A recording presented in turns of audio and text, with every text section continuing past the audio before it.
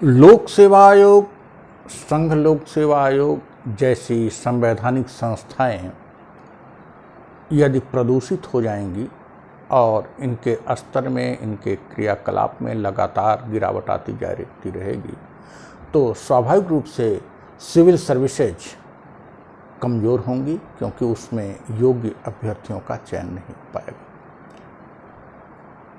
उत्तर प्रदेश लोक सेवा आयोग और विभिन्न राज्यों की लोक सेवा आयोग का जहाँ तक संबंध है, इनमें गिरावट पिछले 25-30 सालों में लगातार आती रही है। अब संघ लोक सेवा आयोग भी संदेह के घेरे में आ रहा है। इसके पीछे मूल कारण तो यह है, लोक सेवा आयोग एक ऑटोनॉमस संस्था है और इनमें अध्यक्ष और सदस्यों की नियुक्तियां जो है अपेक्षाकृत कम स्तरीय लोगों को की जाती रही है। वस्तुतः लोक सेवा आयोग के चेयरमैन का स्तर किसी भी रूप में मुख्य सचिव से ऊपर होना चाहिए, मुख्य सचिव से नीचे का नहीं होना चाहिए। एक सचिव स्तर का अधिकारी अगर लोक सेवा आयोग का चेयरमैन होगा तो स्वाभाविक रूप से शासन की कार्मिक विभाग के वो नियंत्रण में काम करेगा, उसके दबाव में रहेगा। यदि वह निम्न स्तर का होगा तो हाई कोर्ट के न्यायाधीश हमेशा ही हस्तक्षेप करते रहेंगे और या हस्तक्षेप नहीं करते रहेंगे। कभी हस्तक्षेप कर देते हैं और कभी नहीं करते हैं। लोक सेवा आयोग पिछले वर्षों में उत्तर प्रदेश का खास करके बात करें, पंजाब लोक सेवा आयोग, बिहार लोक सेवा आयोग, तमाम लोक सेवा आयोग की सूचनाएं हैं, कभी भ्रष्टाचार में, कभी भाई भतीजावाद में, कभी स्केलिंग में फंसता हुआ नजर आ रहा है। उत्तर प्रदेश और बिहार जैसे राज्य में हिंदी भाषी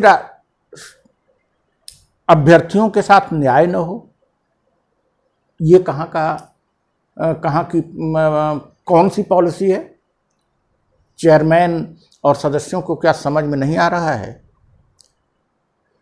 और अगर शिकायतें हैं तो उन शिकायतों को न तो लोक सेवा आयोग सुन रही है पारदर्शितापूर्ण ढंग से, और न ही न्यायालय समुचित वो दे पाई।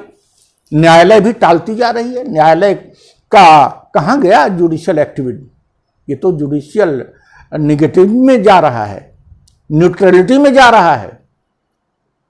न्यायपालिका क्या अब पूरी तरह से अधोगामी हो रही है?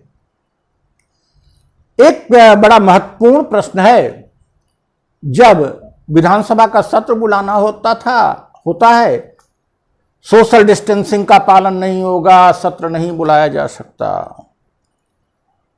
राजनेताओं की बैठक की बात होगी, मुख्यमंत्री की बैठक क्या बात होगी, सोशल डिस्टेंसिंग नहीं हो रही है।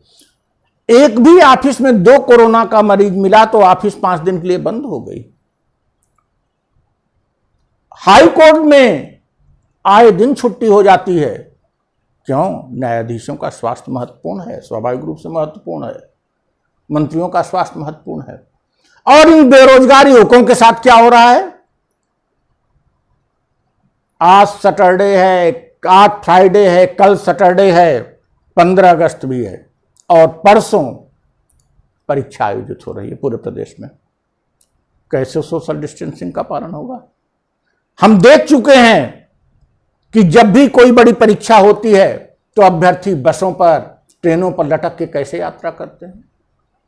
उनके जान माल की आपको कोई चिंता नहीं है, न तो उत्तर प्रदेश सरकार को, न तो लोक सेवा आयोग को, और न ही उच्च न्यायालय को। परसों परीक्षा है, कैसे परीक्षा देंगे अभ्यर्थी? जो साधन संपन्न होंगे अपने निजी वाहन से आ जाएंगे, लेकिन जो साधन संपन्न नहीं होंगे, एक परीक्षा देने में क्या वो 5,000 रुपए खर्च करेंगे? कर सकेंगे और करेंगे?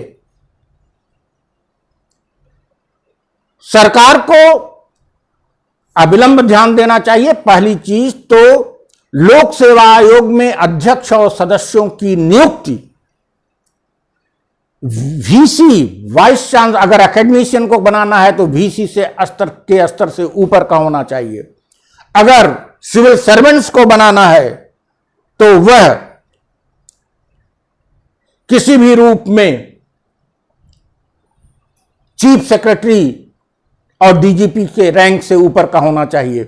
न्यायाधीशों में बनाना है तो हाई कोर्ट का न्यायाधीश बनने की योग्यता रखता हो या हाई कोर्ट का न्यायाधीश रहा हो, ऐसे लोगों को बनाना चाहिए, तभी स्तर में सुधार होगा। फिलहाल तो हम सरकार से आग्रह करेंगे कि अभी भी समय है, नौजवानों के भविष्य के साथ तो खिलवाड़ आप कर ही रहे हैं, रोजगार तो आप दे नहीं पा रहे हो, अब उनके जान से भी खिलवाड़ मत करो, उनके गरीबों के जान की तो कम से कम रक्षा करो। और इस पर हम उम्मीद करेंगे उत्तर प्रदेश सरकार और उत्तर प्रदेश लोक सेवा आयोग इसको संज्ञान में लेगी और आज शाम तक परीक्षा को स्थगित करने का निर्णय लेगी। धन्यवाद।